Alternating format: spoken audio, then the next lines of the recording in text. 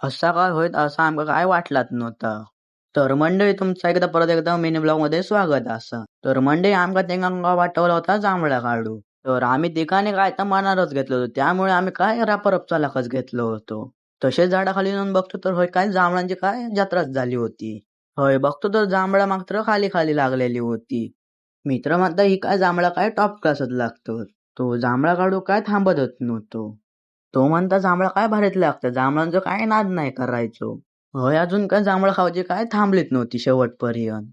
होय बघता बघता पुरे सगळं होय गँग जमा झाली होती. इलोच तसं म्हणता मी झाडावर चढा घेतोय. होय आमचे दोघा तिघा माणसं झाली होती होय स्पायडरमॅन. झाडावर चढायचा काय धंदा काय थांबतच नव्हता.